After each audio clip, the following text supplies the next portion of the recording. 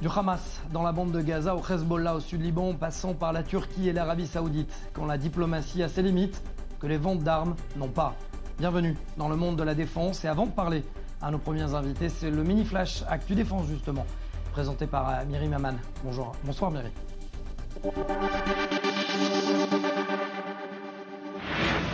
Bonjour Mathias, les journées se suivent et se ressemblent à la frontière entre Gaza et Israël. Mardi, des centaines de Palestiniens ont à nouveau manifesté à la barrière de sécurité, des manifestations qui s'accompagnent comme toujours par des envois de ballons incendiaires provoquant des incendies dans les champs et la végétation israélienne. Malgré ces violences, le ministre israélien de la Défense, Avigdor Lieberman, a annoncé la reprise de la livraison du carburant à la bande de Gaza, un carburant financé par le Qatar, justement pour tenter de calmer la situation.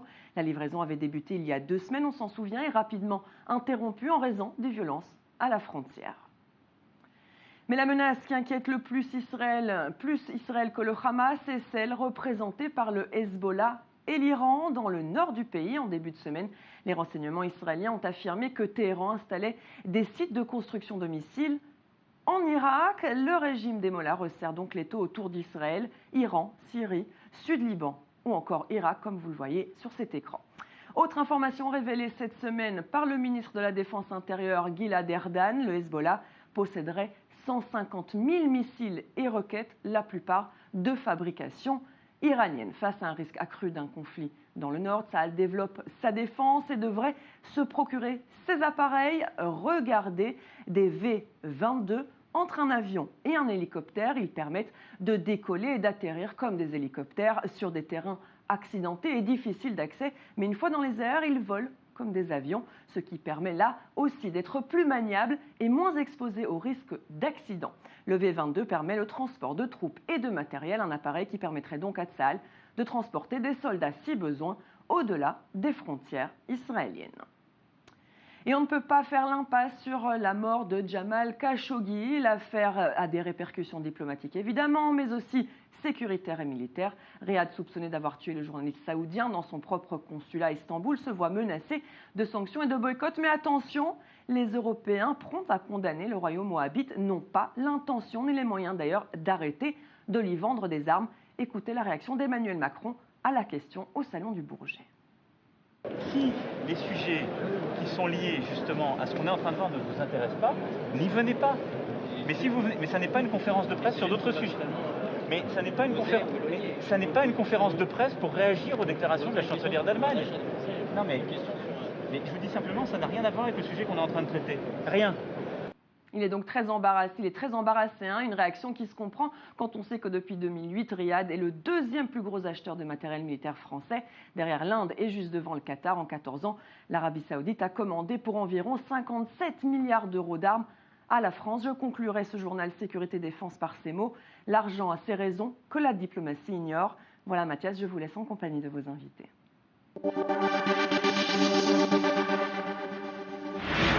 Merci Myri. Et mes invités, David et Nitaï. David, bonsoir. Bonsoir. Nitaï, bonsoir également. Bonsoir. Avant de rentrer dans le vif du sujet, vous êtes un ancien combattant, vous avez combattu en tout cas pendant la guerre bordure protectrice en 2014. Nitaï, David, vous avez été pendant ces longs 8 mois devant cette barrière de sécurité. J'aimerais vous montrer à tous les deux une image qui n'a pas encore été diffusée dans les médias et en Israël et dans le monde. Vous la voyez, c'est un soldat qui est positionné dans la région de Zikim. Il est en ligne de mire par l'un des photographes. Clairement, il peut être touché à n'importe quel moment. Messieurs, d'abord, qu'est-ce qu'elle vous inspire, cette image, au cours des heures, la veille, à Zikim, à l'extrême nord de Gaza? Qui veut commencer? Ça montre les intentions qui sont pas pacifiques au final, malgré tout ce qu'on peut dire, des manifestants, enfin du Hamas particulièrement. C'est une façon une menace un petit peu, genre on vous voit, on sait où vous êtes, on peut vous attaquer. Et vous saviez que vous étiez en ligne de mire comme ça? Oui. Oui, on sait. On peut pas être couvert à 100%. Il y a forcément un moment où il va falloir se tourner un peu pour voir. Il va falloir sortir un peu des protections pour pouvoir voir ce qui se passe. Donc ouais, on sait qu'à n'importe quel moment, on a ce risque. Nitaï, je le disais, vous avez combattu en 2014 pendant l'opération Bordure Protectrice avec votre unité des Givati, votre unité des Golani. Comment on sent lorsqu'on entend parler justement de l'imminence d'un éventuel conflit qui pourrait revenir? On se dit toujours que, bon, à Bachmiraché, à mon tour de garde, ça n'arrivera pas. Et puis, au final, ça arrive. Nous, dans la Plouga, genre, on avait, dans la base, à l'entrée de la base, on avait une sorte de grand écriteau. Dès le début, à l'instant où on s'est enrôlé, Plouga, Gdoud Shaked, Mahar Milchama. Pour préparer psychologiquement, Gdoud Shaked, la guerre, ça peut être demain. Alors, ça peut arriver. On n'y croit pas toujours, même si c'est écrit un peu partout. Mais quand ça arrive, ça arrive. Au final, on voit l'actualité, comment elle se déroule, avec les jeunes qui avaient été kidnappés, les roquettes qui étaient tirées, au début de l'opération, c'était pas entrée terrestre. Et pourquoi justement le scénario d'une opération terrestre, elle est redoutée? Qu'est-ce qui se passe à l'intérieur? Racontez-nous. C'est la guerre, c'est comme comme qu'on peut imaginer dans les films, c'est la guerre. C'est la guerre. En face, il y a le Hamas qu'on n'arrive pas toujours à voir au passage, on n'arrive pas vraiment à les cerner. Ils ont peur de nous, il faut savoir, ils ont peur d'affronter les soldats israéliens. Donc ils utilisent des techniques où en fait, ils nous affrontent pas vraiment de face. Donc, ils vont tirer des roquettes de loin, par exemple, ils vont tirer des roquettes anti-char. Ils vont tirer avec des tsalafim, avec des snipers. Ils vont se mettre loin, ils vont faire le coup de feu quelques minutes, puis après ils vont se carapater, ils vont partir. En général, ils tiennent pas vraiment leur position. Mais ça veut dire quoi, affronter un ennemi que vous voyez pas? Racontez-nous. C'est compliqué. C'est compliqué parce qu'on va dire qu'on arrive à conquérir un pâté de maison. On avance au pâté de maison suivant. Mais vous avez Il faut toujours savoir que le pâté de maison de derrière, il peut être dangereux. Ils peuvent revenir de sous terre. Et vous avez des exemples? De combats où vous voyez des ennemis, où vous ne savez pas contre qui vous combattez, à partir d'utilisation d'habitations civiles, par exemple? Contre qui, à partir du moment où on les voit. Alors, ça ne veut rien dire. On se fait tirer dessus. En quelques secondes, on repère d'où est-ce que ça vient. Ça n'existe pas. On ne va pas tirer à l'aveuglette un petit peu partout en disant bon, de toute façon, il était quelque part par là-bas.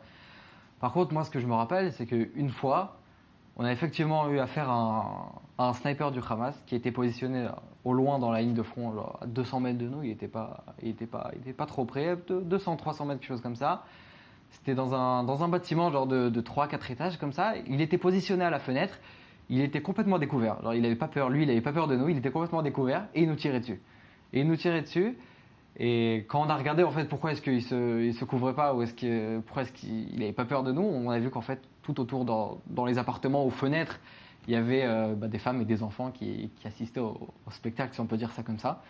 Donc voilà, lui il était au milieu de l'appartement avec son fusil comme ça, il nous mettait en joue comme ça, il nous tenait en respect parce que lui il était en hauteur et que nous on était plus bas. Et il tirait et voilà, tout autour il y avait des femmes et des enfants. Donc un sujet, quand on voit ça comme ça, la question c'est comment réagir, qu'est-ce qu'on va faire, qu'est-ce qu'on peut faire. La réponse la plus appropriée a priori ça aurait été de mettre un sniper à nous qui lève la tête, qui le mette en joue et qui lui mette une balle dans la tête. Ça aurait été la réponse la plus... Maintenant, le problème, c'est que le temps que le sniper à nous se mette en position pour pouvoir le tirer, lui en face, il a l'avantage du terrain. Alors justement, ceux qui ont l'avantage du terrain, c'est aussi lors des heurts que vous avez vécu, David. Vous me disiez hors antenne à un moment qu'à un moment, vous ne pouviez pas tirer et pourtant, vous aviez des ennemis à portée de tir. L'utilisation de boucliers aussi, c'est quotidien dans la clôture de sécurité? C'est quand on est arrivé le 14 mai, le jour où il y a eu vraiment les plus grosses manifestations. Quand on est arrivé, en fait, déjà c'est les femmes qui démarrent la manifestation. C'est les femmes qui sont en première ligne. Nous, donc bon, on a interdiction de tirer, sauf si danger. Mais donc déjà on est un peu bloqué. On est bloqué par ça. Ensuite, au milieu, il y a des enfants. Comme ils sont venus avec les pneus, que la barrière était en feu, qu'il y avait tous les pneus en feu, donc il y avait une immense fumée noire, donc on voit pas ce qui se passe. On ne sait pas qui est-ce qu'on a en face de nous. On ne peut pas tirer à l'aveuglette et tuer les femmes et les enfants qui sont en première ligne. Donc on est constamment bloqué, en fait, par ça. Et c'est quoi? Vous avez qui en face? Vous avez des enfants, vous avez des femmes? Comment ça se passe? On a en première ligne des femmes, parce qu'ils savent. D'ailleurs, il y avait une vidéo qui est passée où une femme qui dit « On m'a dit d'aller devant parce qu'on sait que les soldats ne tirent pas sur les femmes. » Donc ils mettent les femmes devant. Et juste derrière, en fait, il y a du coup les manifestants là.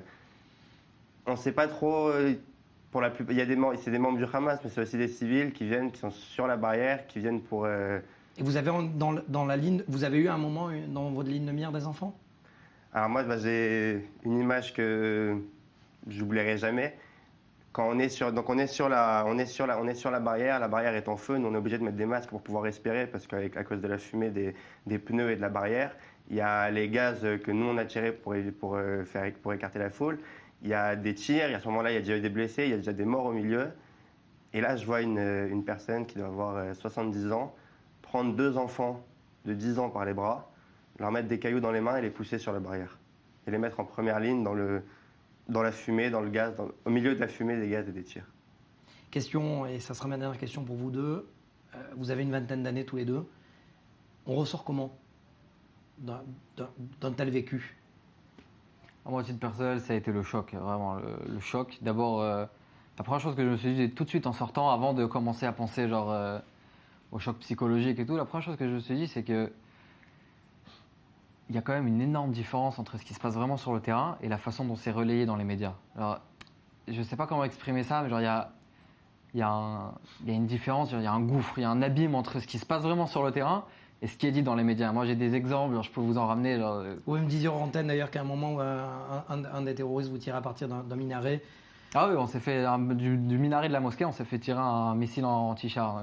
Il tire le missile anti-char, il était posté en haut du minaret de la mosquée, c'était sa position anti-char.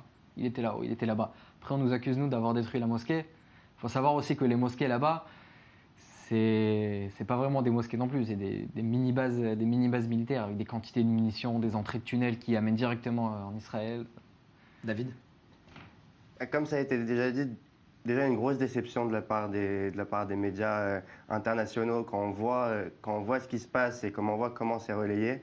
Parce que avant, je savais déjà que les médias ne racontaient pas la vérité, mais quand on est sur place et qu'on voit vraiment ce qui se passe, c'est une vraie déception. Surtout, moi je viens de France, donc quand je vois les médias français, comment je suis décrit dans les médias français, c'est une énorme déception et un choc un petit peu de voir vraiment les intentions de nos voisins directs et de comprendre que n'importe quelle seconde, il peut y avoir une nouvelle guerre.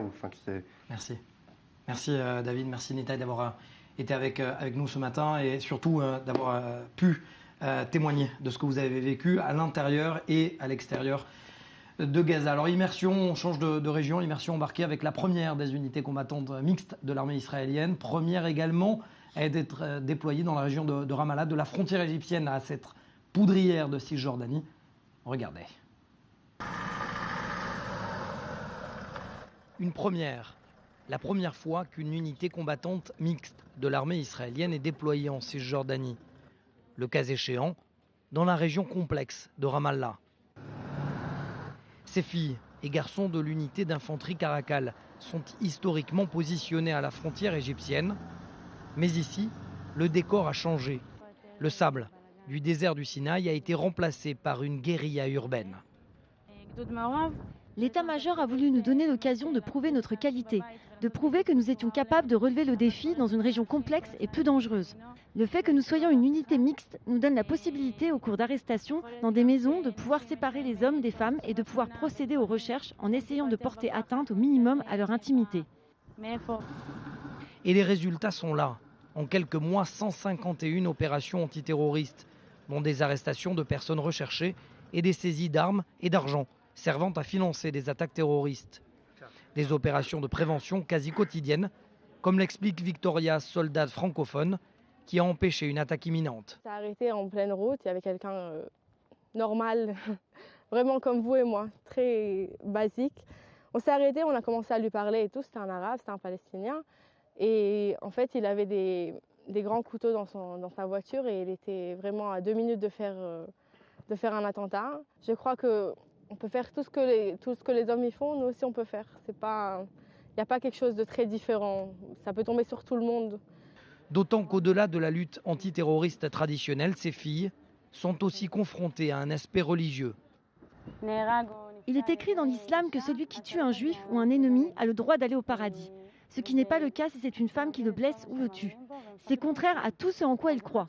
Résultat, ils ont peur de nous. Au départ, ils nous affrontent, mais quand on se rapproche d'eux, ils s'en vont. Ça vous est arrivé? Oui, Et qu'est-ce que vous ressentez? c'est bizarre, marrant même. Pourquoi ils ne me font pas face? Ils jettent toutes sortes d'objets et s'enfuient. Et pourtant, qu'est-ce qui aurait alors poussé des terroristes palestiniens à tuer, entre autres, les gardes frontières à Dar Cohen et à Das Malka, à la porte de Damas, à Jérusalem? Les réponses de ces habitants du village palestinien de Chizmeh sont catégoriques.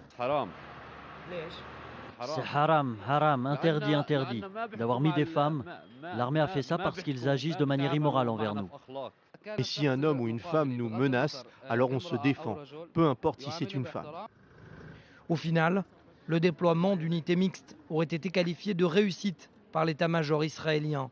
Une volonté affichée de former toutes les unités combattantes à être opérationnelles, quel que soit le secteur. Mon deuxième invité, Ozi Robin. Bonsoir, vous êtes un expert en missiles et le père du Retz, un système de protection anti-missiles moyenne et longue portée. D'abord, c'est quoi, Ozi Robin, un missile GPS? Ceux qui lancent des flèches sur une cible savent qu'en général, ils ne touchent pas leur objectif. En général, les flèches s'éparpillent. Un missile artisanal est un missile qui, lorsqu'on le dirige vers l'objectif, touche à côté. Bien sûr, si l'on en tire suffisamment, il y en aura toujours un qui touchera la cible. Au contraire, un missile GPS est un missile qui fait mouche et touche son objectif. Il possède un système de navigation électronique et lorsqu'on lui désigne son objectif, il le touche. Est-ce que le Hezbollah en a justement de ces missiles GPS?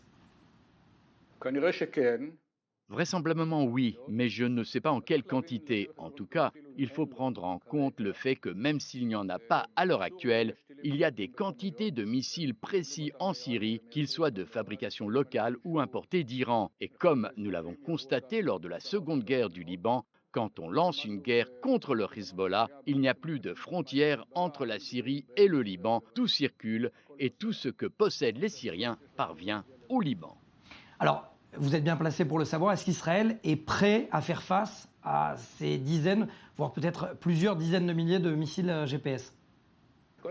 Tout d'abord, si vous me demandez si l'État d'Israël est préparé à encaisser plus que par le passé, je dirais qu'il y a encore beaucoup à faire. Je souhaite aussi évoquer le programme de 30 milliards de shekels préparé par Netanyahou et Kahlon, qui a été sévèrement critiqué. Mais connaissant les détails de ce programme, il était précisément conçu pour faire face à de puissantes salves de missiles GPS et artisanaux, ce qui comprend le développement de nos défenses antimissiles. Et il faut rappeler qu'un missile GPS, tout comme un missile artisanal, peut être intercepté et qu'il n'est pas invulnérable. Un missile est un missile. Il faut aussi faire plus en ce qui concerne la protection des civils et des infrastructures stratégiques. Il faut enfin une capacité de riposte. Il faut aussi préciser que ce que l'ennemi sait faire, nous savons mieux le faire. Et s'ils ont des missiles GPS, nous en avons aussi. Nous avons même lancé il y a 10 ans la production de missiles GPS israéliens. Les industries militaires exportent même ce type de missiles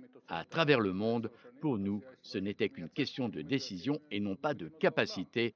Et nous avons cette capacité, répondre à leurs missiles GPS par nos propres missiles GPS. Dernière question, subsidiaire même. Est-ce que le Hamas possède des missiles GPS? Surtout, est-ce que le Hamas a tiré sur Beersheva et sur le centre du pays des missiles GPS? Peu probable, je dirais même non avec certitude. Le fait est qu'ils en ont tiré 2. L'un a touché une maison, mais il s'agissait d'un secteur habité et il aurait pu toucher une maison ou un terrain. L'autre a été tiré vers une ville, mais s'est écrasé en mer. S'il avait été précis, il aurait atteint sa cible. Cela laisse penser qu'il ne s'agissait pas de missiles GPS. Merci Ozi Robin, père du Retz notamment. Alors, on quitte le Proche-Orient pour se rendre en France, au Bourget.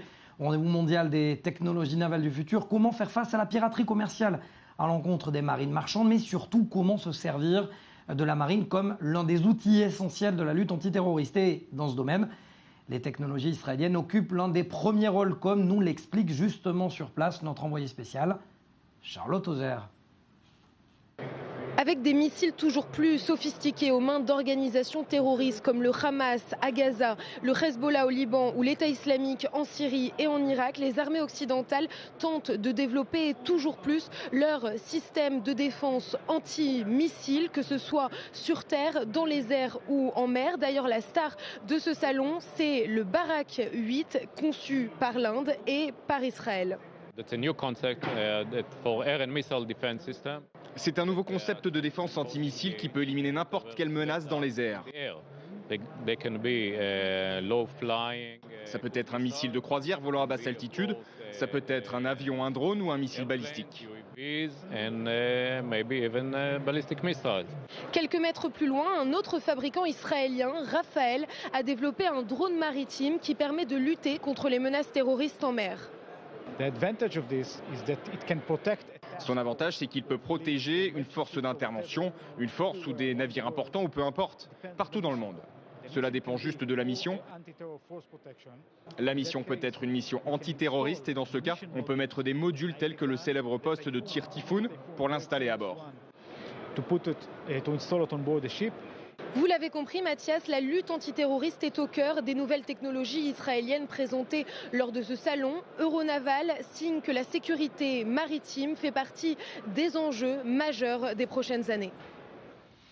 Merci Charlotte. Alors, on change complètement d'univers, presque quoique, quand on parle de relations avec la Chine. Vous le savez, il y a en ce moment le vice-président chinois en Israël. Les premiers mots qui ressortent, bien évidemment, sont diplomatiques, économiques, industriels ou technologiques. Et je me tourne vers Daniel Albert. Je vais vous poser la première question. D'abord, vous êtes spécialiste d'économie chinoise, vous êtes écrivain également. Jean-Louis Guibert, Daniel Albert, vous avez écrit Le Bassin Pacifique, centre du nouvel ordre mondial. Alors je disais que les relations avec la Chine sont économiques et pourtant presque pas militaires, comme si le mot était tabou. Pourquoi ? Il est tabou.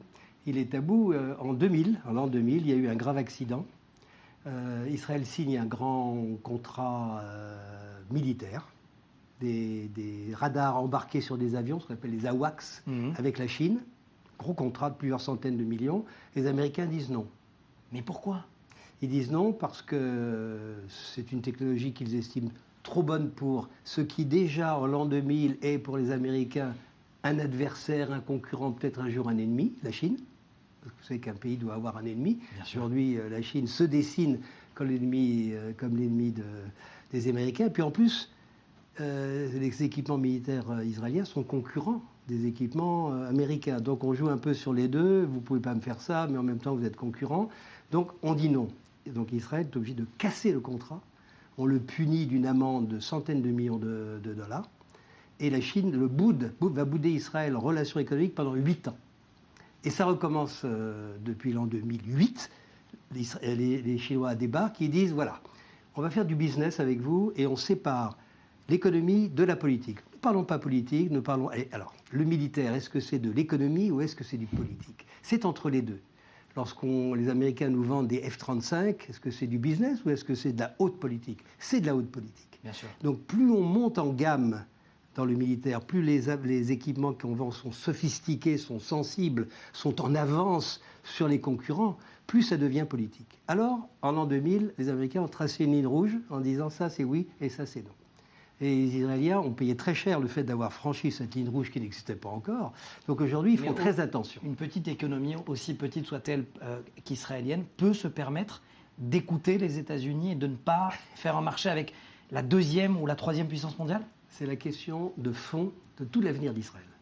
Est-ce qu'Israël, qui a un seul ami, un seul allié, les États-Unis, essentiellement sur le plan militaire, stratégique et diplomatique, peut-il se permettre de ne pas jouer sa carte à 100% aujourd'hui, d'autant que les Chinois leur disent très clairement, nous, on vient faire des affaires, on ne change pas notre politique au Moyen-Orient, nos amis, c'est l'Iran, c'est la Turquie, c'est tous les pays arabes qui sont vos ennemis, nous soutenons la cause palestinienne et nous allons voter à chaque fois contre vous. Maintenant, on met ça de côté, on oublie ça et on fait des affaires. Business is business. Alors, Daniel Albert, pourquoi, lorsqu'Israël fait des affaires avec l'Inde, c'est très rassurant. Ouais. Lorsqu'il y a des affaires avec la Chine, ça inquiète. Alors, j'ai un exemple, j'ai un téléphone de marque chinoise. Ça aussi, c'est inquiétant parce qu'il paraît que le gouvernement chinois pourrait écouter mes conversations. Vrai ou faux ? Alors, c'est deux questions différentes. Sur l'Inde, ça répond à tout ce que je viens de dire juste avant. L'Inde, c'est un ami des États-Unis. C'est devenu un allié. Ce n'était pas dans le passé, c'était un allié des Russes. C'est fini, la guerre froide est terminée, l'Union soviétique est devenue la Russie. L'Inde est devenue un allié des États-Unis et donc un allié d'Israël. Et l'Israël est devenu le deuxième fournisseur d'armes de l'Inde, officiellement, après la Russie. Donc tout va bien.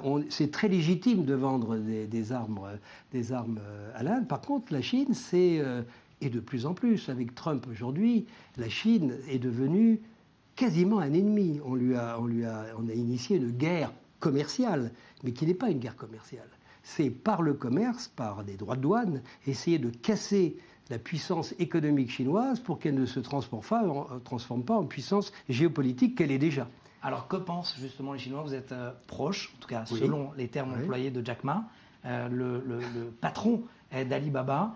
Qu'est-ce qu'il vous dit, Jack Ma, sur Israël? Non, Jack Ma, il ne se mêle pas de questions militaires parce que lui, il est le patron d'une entreprise qui est le Amazon chinois. Donc il vend des brosses à dents, des bouquins et des disques. Par contre, ce qui est vrai, c'est que tous ces grands, les GAFA, et les Chinois c'est pareil, une fois qu'ils ont emmagasiné beaucoup d'argent, entrent dans des nouveaux sujets. Et Jack Ma est devenu un homme qui est un peu un symbole pour la Chine, utilisé au fond par le gouvernement chinois, qui dit d'un côté, nous on est le gouvernement, on vous envoie en Israël notre numéro 2. C'est la première fois qu'un numéro 2 chinois, on attend bientôt le numéro 1, peut-être un jour, mais ça, il faudra beaucoup de choses à échanger avant. On vous envoie notre numéro 2, donc c'est un symbole très fort, très positif pour Israël, extraordinairement positif. Et il ne reste pas 5 minutes, il reste 3 jours, il va inaugurer des choses très importantes dans le domaine de l'innovation, parce que c'est ça qui intéresse les Chinois. Mais regardez Jack Ma, c'est un homme de la société civile, et lui aussi fait des affaires en Israël. Donc c'est le gouvernement et c'est les entrepreneurs privés, les deux. Merci. L'immense honneur, Haber, d'avoir été avec nous. Le bassin Pacifique, centre du nouvel ordre mondial, c'est votre livre. Merci d'avoir été avec nous sur ce plateau de Défense. Je vous retrouve, quant à moi, la semaine prochaine. Même heure, même studio. À bientôt.